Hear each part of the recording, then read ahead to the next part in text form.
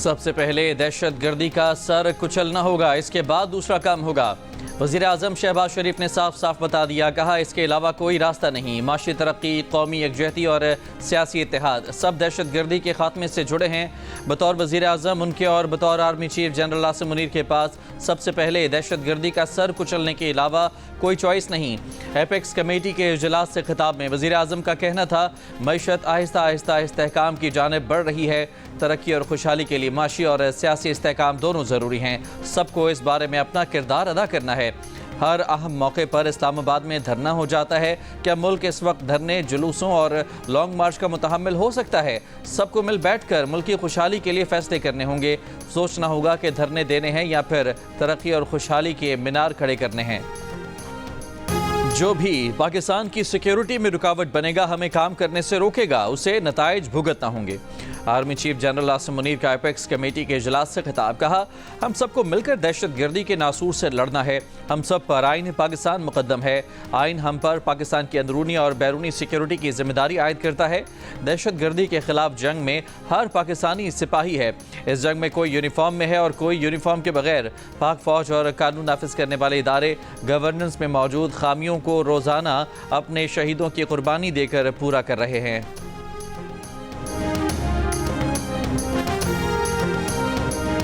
Apex committee इजलास के शुरका ने बलूचिस्तान में दहशत गर्द तंजीमों के खिलाफ जाम फौजी ऑपरेशन की मंजूरी दे दी। इन दहशत गर्द तंजीमों में मजीद ब्रिगेड, BLA, BLF, BRAS शामिल हैं। नेशनल एक्शन प्लान की वफाकी एपेक्स कमेटी इजलास के एलामिया में कहा गया है कि दहशत गर्द तंजीमें मुल्क की इक़्तिसादी तरक्की को नाकाम बनाने के लिए शहरियों, गैर मुल्कियों को निशाना बना रही हैं। इजलास में गुमराह कुन मालूमात के फैलाव से निमटने से मुतालिका इदारों के हिकमत अमली पर ब्रीफिंग भी दी गई। आर्मी चीफ ने कौमी सलामती को दरपेश खतरात से निमटने के लिए गैर मुतज़लज़ल अज़्म का अयादा किया। वज़ीर आज़म ने तमाम मुतालिका फ़रीक़ैन को मुतय्यन करदा इक़दामात पर अमल दरामद यकीनी बनाने की हिदायत की।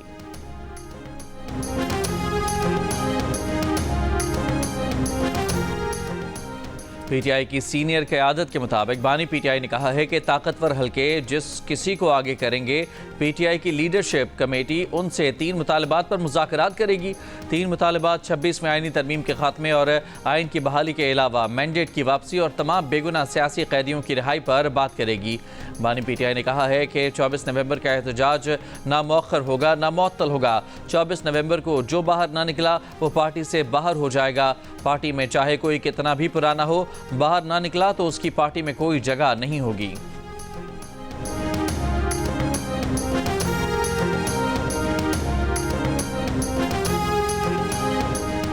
वज़ीर आला खैबर पख्तूनख्वा ने एपेक्स कमेटी में 99% गुफ्तगू सूबे में दहशत गर्दी के हवाले से की। बानी PTI की क़यादत और जलसे से मुतालिक तबर्रुक के तौर पर बात की। वज़ीर दिफा ख्वाजा आसिफ की प्रोग्राम कैपिटल टॉक में गुफ्तगू, कहा अगर बानी PTI ये समझते हैं कि उन्होंने 9 मई को कुछ नहीं किया तो फिर हालात नहीं सुधर सकते। वज़ीर मनसूबाबंदी एहसन इकबाल का कहना है कि नेशनल एपेक्स कमेटी इजलास में किसी को किसी सियासी बात का कोई सियासी जवाब नहीं मिला। इजलास का 2 टोक पैगाम था कि सियासी और माशी बहाली के हवाले से किसको खेलने की इजाज़त नहीं देंगे। प्रोग्राम आज शाहजेब खानजादा के साथ में गुफ्तगू करते हुए कहा, शायद PTI के समझदार लोग बानी PTI को एहतजाज मनसूख करने पर कायल करने में कामयाब हो जाएं।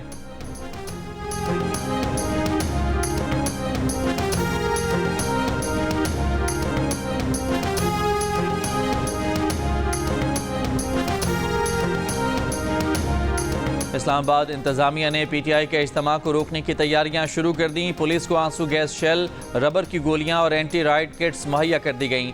पुलिस एहलकारों की छुट्टियां मनसूख, छुट्टी पर गए एहलकार वापस बुला लिए गए। पंजाब, सिंध और कश्मीर पुलिस से 8000 पुलिस एहलकार तलब। 21 नवंबर की रात इस्लामाबाद रिपोर्ट करने की हिदायत। वफाकी दारुल हुकूमत में रेंजर्स और FC एहलकार पहले ही तैनात हैं।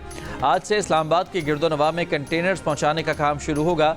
ज़राए वज़ारत दाखिला के मुताबिक इस्लामाबाद समेत दीगर शहरों में अफगान महाजरीन कैंपों की जियो फेंसिंग शुरू। एहतजाज में शरपसंदी करने वाले तालिब इल्मों की तालीमी असनाद दाखिले मनसूख करने के फैसले पर गौर।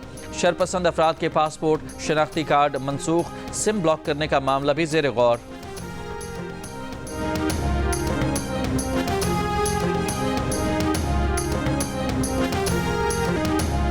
23 नवंबर को इस्लामाबाद शो मनसूख करने की जेल से हिदायत आ जाएगी। गवर्नर सिंध कामरान टसूरी का दावा। कराची में मीडिया से गुफ्तगू करते हुए कहा कि वजूहात कुछ भी हों, बानी पीटीआई रिस्क नहीं लेंगे, लोग अपना पेट्रोल ज़ाया न करें, छुट्टियां न लें। तहरीक इंसाफ के रहनुमा असद कैसर ने कहा है कि जोर ज़बरदस्ती के बावजूद 24 नवंबर को पुरअमन एहतजाज करेंगे। प्रोग्राम कैपिटल टॉक में गुफ्तगू करते हुए असद कैसर का कहना था कि मसाइल के हल मुज़ाकरात से ही निकलते हैं, मगर पहले बानी पीटीआई समेत पीटीआई के तमाम कैदी रिहा किए जाएं।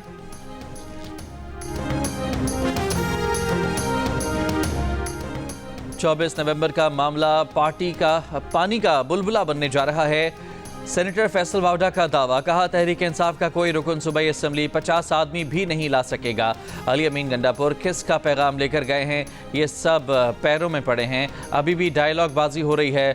कम अकल हुकूमत कंटेनर लगाकर इन्हें कामयाब कर रही है। फैसल वावडा ने कहा, कभी अमरीकी कांग्रेस के अरकान ख़त लिख रहे हैं तो कभी अक़वाम मुत्तहिदा कहती है कि इंसानी हुकूक की खिलाफ वर्जी हो रही है। आफिया सिद्दीकी और शाम पर कोई ख़त नहीं आता। हम आपके मुल्क में मुदाखलत नहीं करते, लेकिन आप यहाँ क्यों मुदाखलत कर रहे हैं? अली अमीन गंडापुर मुज़ाकरात की इजाज़त मांगने नहीं गए। बानी पीटीआई ने एहतजाज से मुतालिक हिदायत दी। अली अमीन ने पूछा कि मुज़ाकरात के लिए राब्ता होता है तो क्या करना चाहिए। बानी पीटीआई ने कहा कि हमने कभी मुज़ाकरात की मुखालफत नहीं की। 3 मुतालबात और अहदाफ पर मुज़ाकरात हों तो फिर कर लें। तहरीक इंसाफ के रहनुमा शेख वकास अकरम की प्रेस कॉन्फ्रेंस। मुज़ाकरात होते हैं तो एहतजाज की कॉल वापस होगी के सवाल पर शेख वकास अकरम का कहना था कि मुज़ाकरात की कामयाबी के बाद कोई बात हो सकती है। बुशरा बीबी ने कहा है कि सियासत से कोई ताल्लुक़ नहीं। 5 और 10 हज़ार लोगों को लाने का पैगाम बानी पीटीआई का है। आज भी बानी पीटीआई ने कहा कि जो मुकर्ररा लोग नहीं लाए गए तो अपने मुस्तकबिल का सोच लें। शेख वकास ने प्रेस कॉन्फ्रेंस में मुज़ाकरात की बात मान ली, जबकि इससे पहले उन्होंने हुकूमत पीटीआई राबतों पर दी न्यूज़ के एडिटर इन्वेस्टिगेशन अंसार अब्बासी की खबर को फेक न्यूज़ करार देकर कहा था कि हुकूमत और पीटीआई का किसी सतह पर कोई राबता न है, न हो सकता है। तहरीक इंसाफ के एहतजाज के अखराजात के लिए वज़ीर आला खैबर पख्तूनख्वा की जानिब से मेंबरान असम्बली के लिए रकम जारी। पार्टी ज़राए के मुताबिक MPA को 3 लाख और एबेने को 2 लाख रुपए दिए गए। बाज़ मेंबरान असम्बली ने पैसे लेने से गुरेज किया। आतिफ खान, जुनेद अकबर और शकील खान को पैसे नहीं दिए गए। पार्टी तंजीमों के अहदेदारों को भी 2-2 लाख रुपए दिए गए। शेख वकास अकरम ने जियो न्यूज़ से गुफ्तगू में कहा कि अली अमीन गंडापुर और सब एहतजाज के अखराजात के लिए पैसे खर्च कर रहे हैं।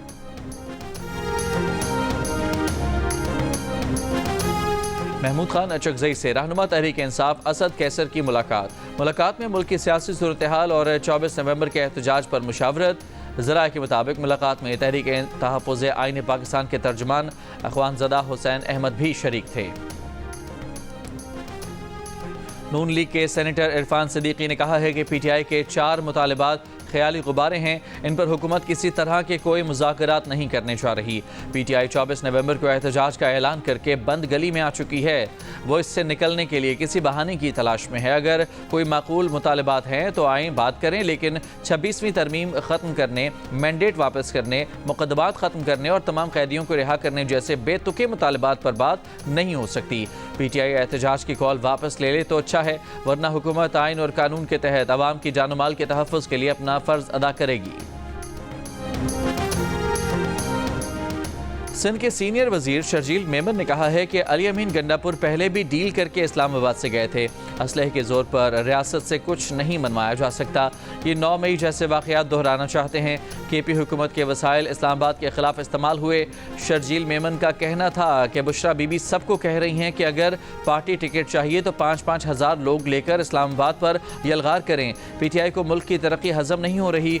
यरगमाली टोला चाहता है मुल्क में इंतशार हो।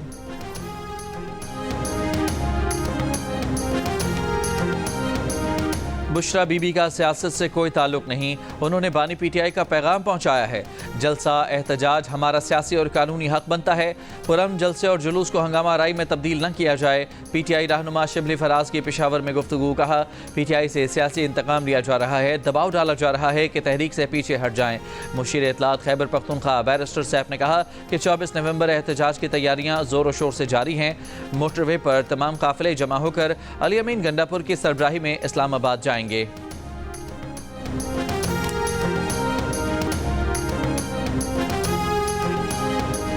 پیپلز پارٹی کے نون لیگ سے اختلافات ہائی لیول پر چلے گئے ہیں۔ بلاول بھٹو زرداری ناراض ہیں۔ گورنر پنجاب سلیم حیدر کا دعویٰ، کہا پیپلز پارٹی نون لیگ کے ساتھ مجبوری کے ساتھ بیٹھی ہے۔ پیپلز پارٹی نے اپنا نقصان کر لیا لیکن ملک کا نقصان نہیں ہونے دیا۔ پیپلز پارٹی ملک اور سسٹم کے لیے پرانی باتوں کو بھولی۔ پی ٹی آئی کے احتجاج سے متعلق ایک سوال پر کہا، پی ٹی آئی کے ساتھ اعتماد کا فقدان ہے۔ پی ٹی آئی کو جب بھی احتجاج کا موقع دیا یہ پرامن نہیں رہے۔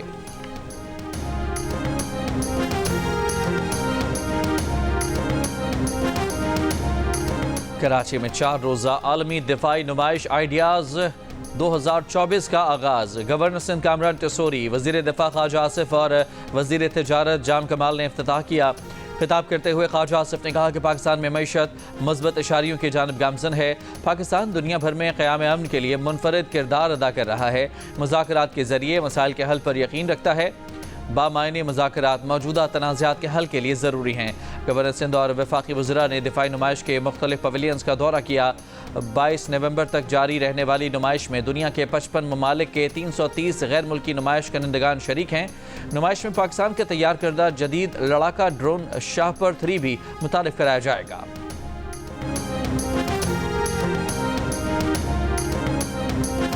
آئی سی سی چیمپئنز ٹرافی کا پاکستان میں ٹرافی ٹور جاری۔ ٹرافی آج کراچی پہنچے گی۔ ٹرافی کو کراچی کی تعلیمی اداروں اور عوامی مقامات لے جایا جائے گا۔ اس سے قبل ٹرافی کی نمائش اسلام آباد، ٹیکسلا، خانپور، ایبٹ آباد، مری اور نتھیا گلی میں بھی کی جا چکی ہے۔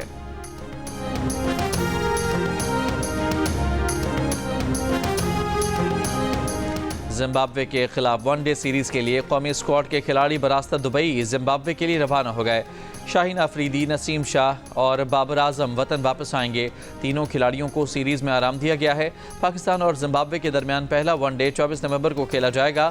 پاک زمبابوے سیریز کے میچز جیو سپر براہ راست نشر کرے گا۔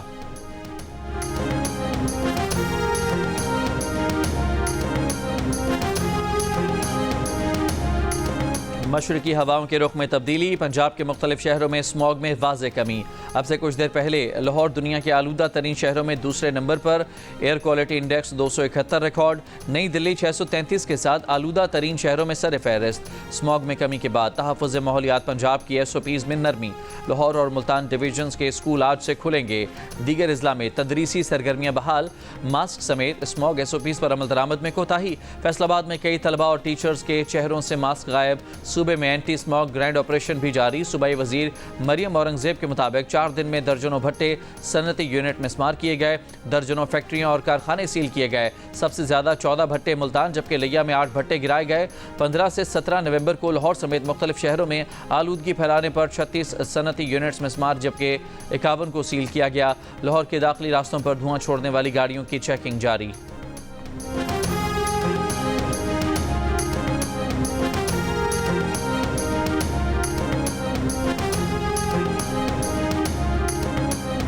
اسموگ کے لیے احتیاطی تدابیر پر عمل نہ کرنے پر کارروائی۔ لاہور کے معروف سپر سٹور کو سیل کر دیا گیا۔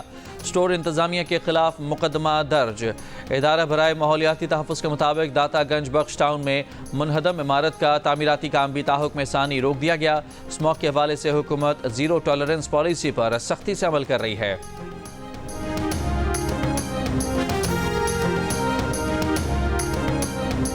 وزیر داخلہ محسن نقوی کی مولانا فضل الرحمان سے ان کی رہائش گاہ پر ملاقات۔ 26ویں آئینی ترمیم کی منظوری میں کردار پر مولانا فضل الرحمان کا شکریہ ادا کیا۔ کہا مولانا فضل الرحمان نے ہمیشہ پاکستان کے مفادات کو مقدم رکھا ہے۔ مولانا فضل الرحمان نے کہا کہ ان کی ترجیح پاکستان اور پاکستانی عوام ہیں۔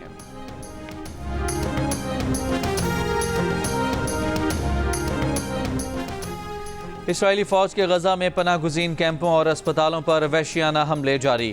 گزشتہ 24 گھنٹوں میں مزید 50 سے زیادہ فلسطینی شہید۔ دربدر فلسطینیوں کے لیے بارش مشکل بن گئی، خیموں میں بارش کا پانی بھر گیا۔ لبنان پر بھی اسرائیلی بمباری جاری۔ حزب اللہ کے اہم کمانڈر علی دویک سمیت متعدد افراد شہید۔ جنوبی لبنان میں ڈرون حملے میں ایک اسرائیلی فوجی مارا گیا۔ اسرائیلی دارالحکومت تل ابیب اور شمالی علاقوں میں حزب اللہ کے راکٹ حملے، ایک خاتون ہلاک اور 12 سے زیادہ اسرائیلی زخمی ہو گئے۔ اسرائیل حزب اللہ جنگ بندی کے لیے امریکی ایلچی پر امید۔ لبنانی حکام سے ملاقات کے بعد کہا اسرائیل حزب اللہ جنگ روکنے کی کوششیں گرفت میں ہیں۔ G20 رہنماؤں کا بھی غزہ لبنان میں فوجی جنگ بندی کا مطالبہ۔ غزہ نے دوحہ میں حماس کا سیاسی دفتر بند ہونے کی خبروں کی تردید کر دی۔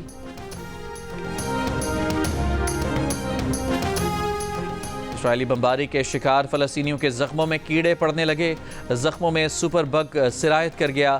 دی بیورو آف انویسٹیگیشن جرنلزم کی رپورٹ کے مطابق غزہ میں مرہم پٹی سے محروم زخمی فلسطینی انفیکشن روکنے کے لیے سرکہ استعمال کرنے پر مجبور ہیں۔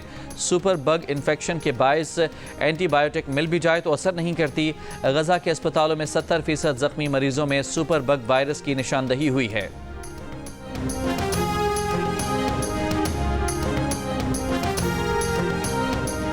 کسی کے ہاتھ غائب تو کسی کے پیر، کوئی آنکھ سے محروم تو کوئی جینے کی چاہ سے۔ اسرائیلی طیاروں، ٹینکوں اور ڈرونز کے وحشیانہ حملے اب تک 50,000 سے زائد فلسطینیوں کی جان لے چکے ہیں۔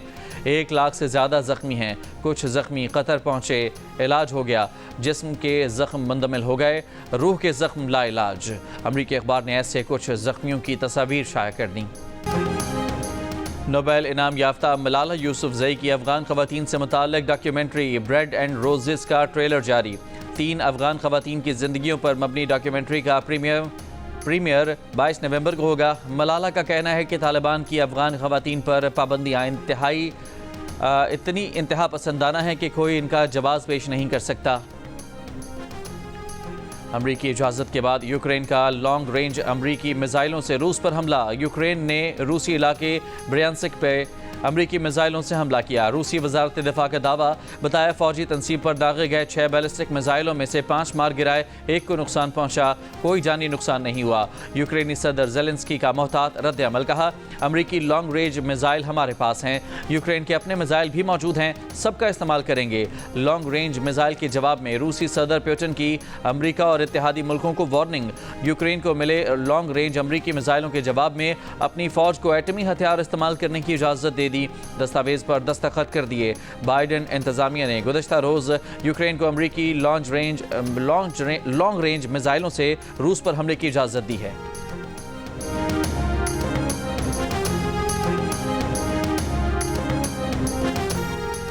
چوبیس قیرات کے اصلی سونے کی سنہری چمچماتی گاڑی کی دبئی میں نمائش۔ ٹیسلا کمپنی کی گولڈ پلیٹڈ الیکٹرک گاڑی دبئی کے مشہور سونے کی مارکیٹ میں قراندازی کے لیے رکھ دی گئی۔ 500 درہم کی خریداری کرنے والا ہر فرد قراندازی میں شمولیت کا اہل ہوگا۔ سونے کی کار جیتنے والے خوش نصیب کا اعلان 29 دسمبر کو کیا جائے گا۔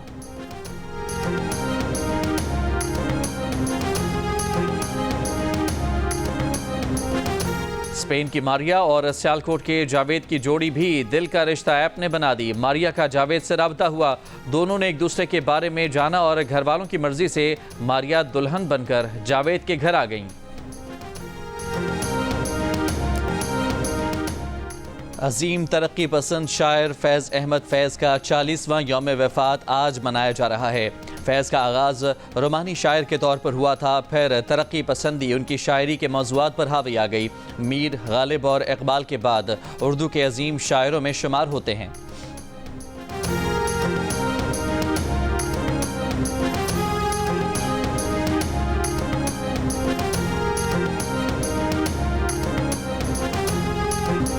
اور بھارتی موسیقار اے آر رحمان کی اہلیہ ساحرہ نے شوہر سے علیحدگی کا اعلان کر دیا۔ اے آر رحمان کی اہلیہ کے وکیل نے علیحدگی کی تصدیق کر دی، ناقابل حل اختلافات کو طلاق کی وجہ قرار دے دیا۔ اے آر رحمان کی ساحرہ سے شادی 1995 میں ہوئی، دونوں کے 3 بچے ہیں۔